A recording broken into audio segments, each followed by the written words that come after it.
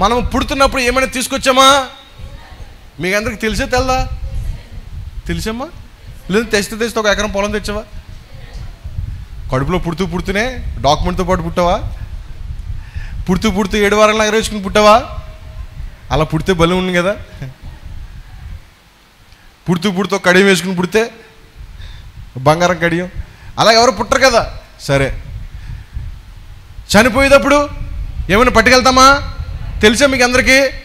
కొంతమంది చనిపోయినప్పుడు మీద కూడా ఏడ్చేస్తుందండి. ఒక ఆమె ఏడ్చేస్తుంది. ఇంతకలా ఏడ్చేస్తుంది ఏంటంటే చచ్చిపోయిన శవానికి ఉంగరాలు ఉన్నాయంట ఆయనకి.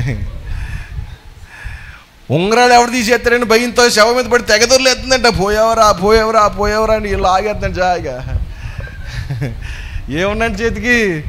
ఉంగరాలు ఉన్నాయంట. ఒకసారి వాళ్ళ అత్తగారు బతుకుండగా ముద్దట్లేదు కానీ చచ్చిపోయి తెగబడి మీద ఏడ్చేస్తుందంట. కాళ్ళు యామ్మ ఎందుకు ఏడ్చేస్తారు? ఏటి లాగుతుంటే వస్తుందండి బయటికి. అమ్మ ఊరుకో పల్లి పోతే తిరిగి వస్తుంది. ఏంటి ఉన్నప్పుడు ముద్దట్లేదు బడా చేసేస్తాను లేకని మనసులో అనుకుని లోపల లేకమ్మ వస్తుందంట. ఇంతకే తెలుసా?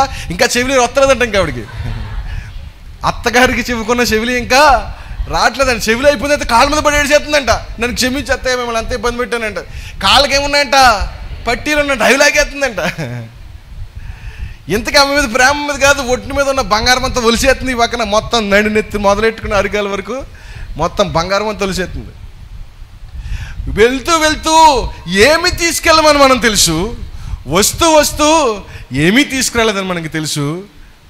అయినా కానీ తీసుకెళ్ళని దాని కొరకు నిత్య జీవం ఇచ్చేటువంటి దేవుని పక్కన పెడుతున్నామంటే ఎంతగా మనము ఎంత తక్కువగా ఆలోచన చేస్తున్నాం. ఒకసారి ఆలోచన చేయండి.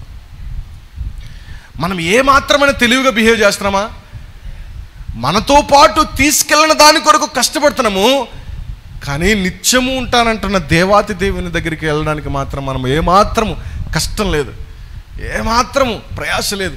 ఒక బైబిల్ స్టడీ లేదు, ఒక ఆల్ నైట్ ప్రేయర్ లేవు, ఒక శుక్రవారం ప్రార్థన లేవు, ఒక సిద్ధపాటు కుడికలు లేవు, ఒక పర్సనల్ ప్రేయర్ లేదు, ఒక పర్సనల్గా వాక్యం చదవడం లేదు, బుద్ధులు మార్చుకోవడం లేదు, ఒకరిని ప్రేమించడం లేదు, ఒకరిని క్షమించడం లేదు. ఇవన్నీ పక్కన పెట్టేసి నా పనులు, నా వ్యాపారాలు, నా ఉద్యోగాలు, నా డబ్బు, నా ధనము, నా కొరకు అని నువ్వు సంపాదించుకున్నవి ఏమీ కూడా నీతో రావు అనే విషయము నీకు తెలియచేస్తా ఉన్నాను.